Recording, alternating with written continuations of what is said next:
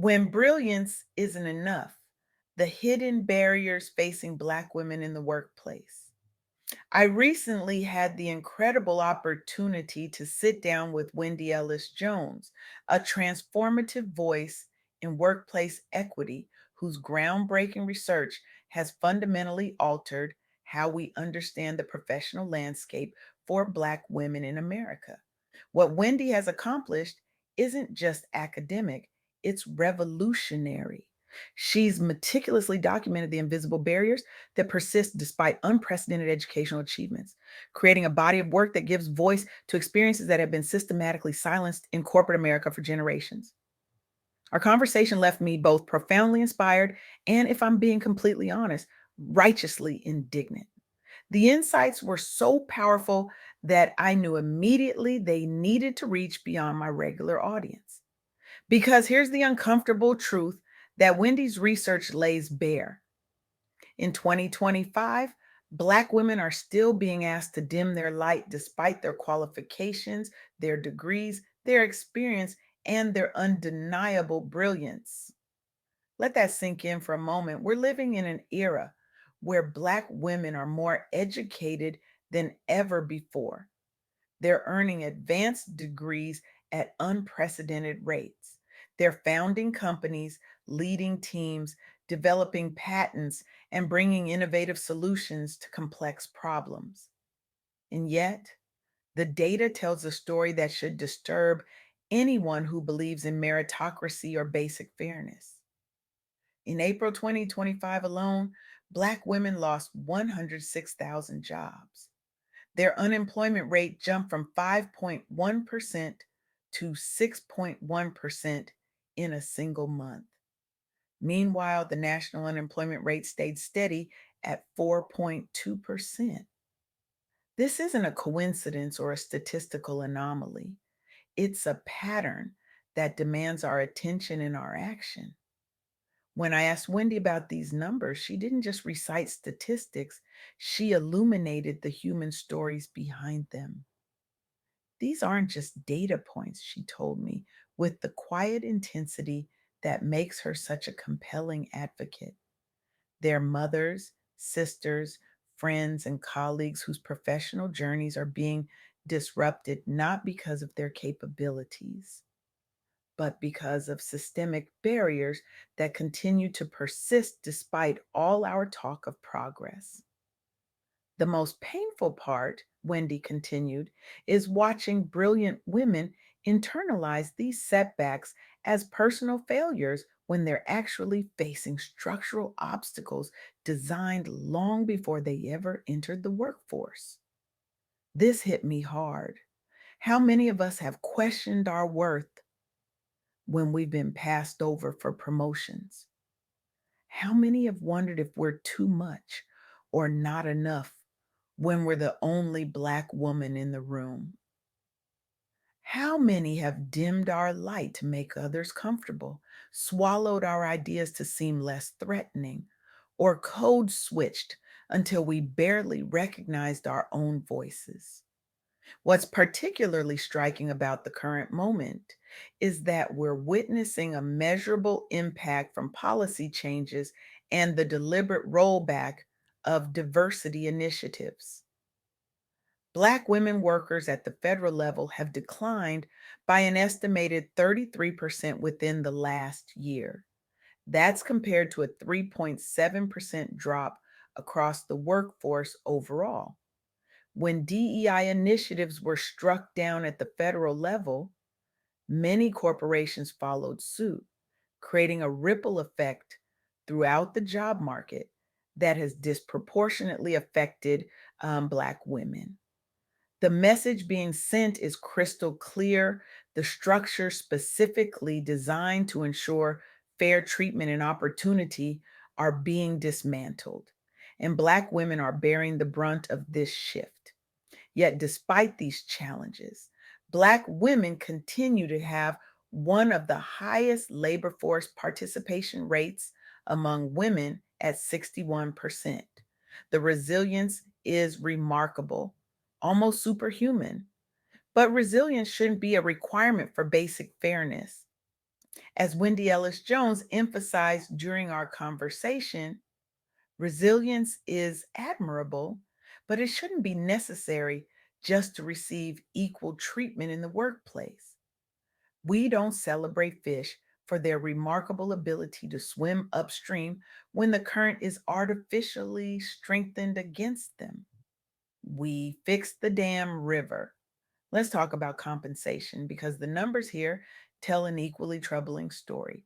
In 2025, women overall earn 83 cents for every dollar earned by men.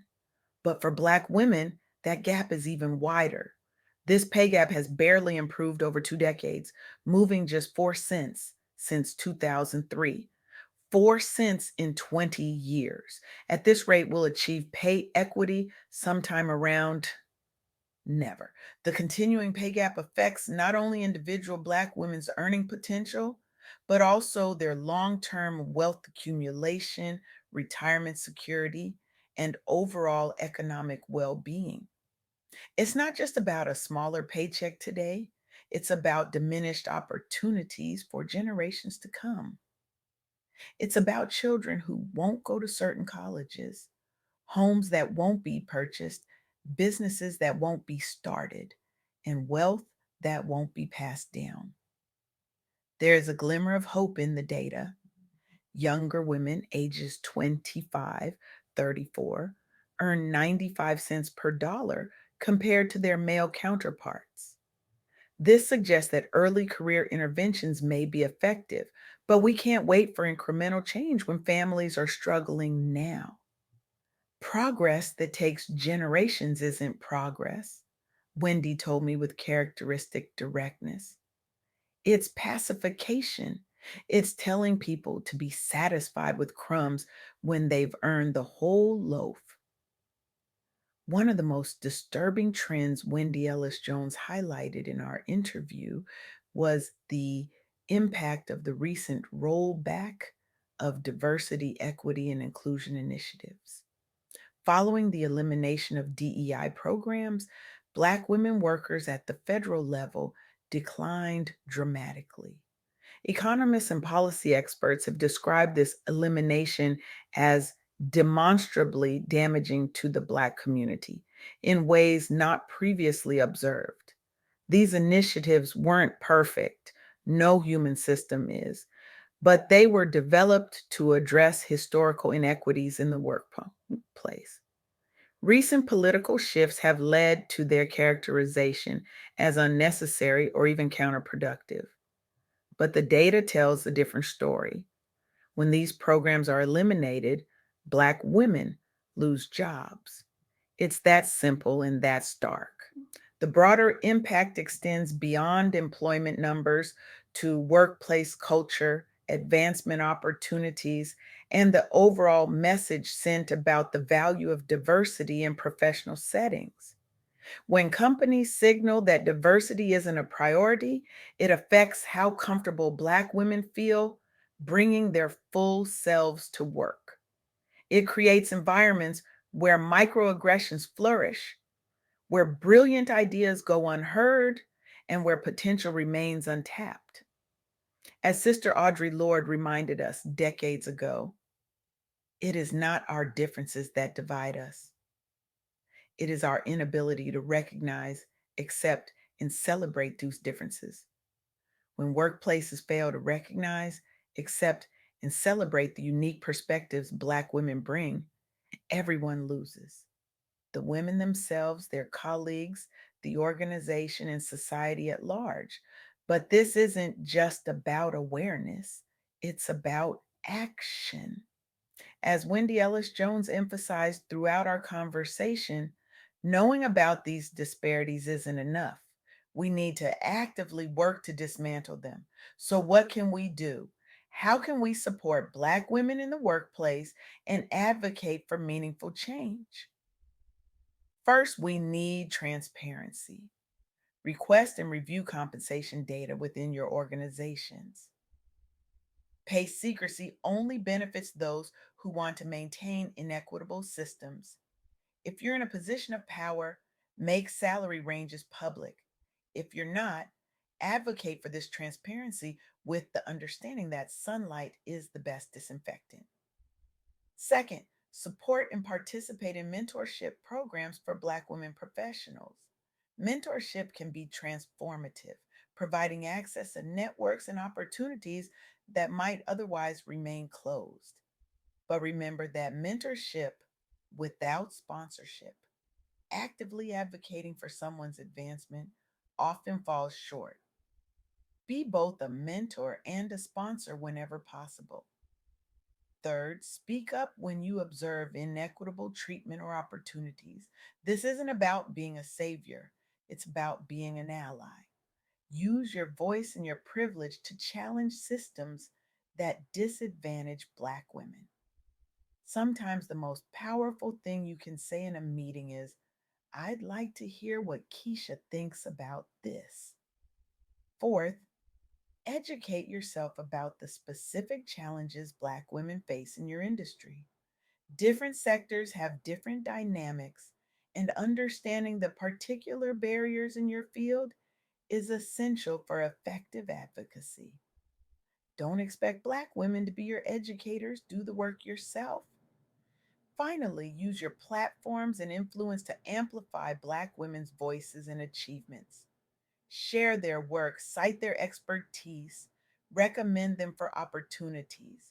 Make it impossible for their brilliance to be ignored or dismissed.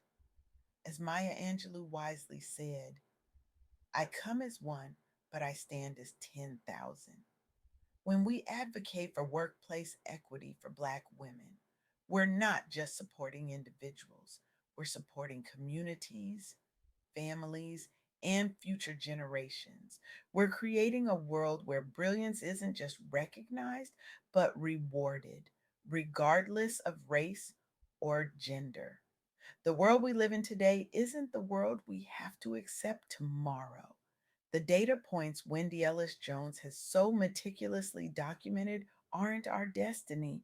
They're our call to action. So I challenge you, all of you, to leave here today with a commitment not just to see these barriers, but to dismantle them, to use whatever power you have, whatever platform you've been given, whatever influence you wield to create workplaces where Black women can bring their full brilliant selves without fear or hesitation. Because a world where Black women can shine without dimming their light isn't just a more equitable world, it's a more innovative world, a more compassionate world, a more prosperous world. It's the world we all deserve. The question isn't whether Black women are ready for leadership, they've been ready. The question is whether our workplaces are ready to recognize and embrace that leadership. And if they're not, it's time we transform them. Thank you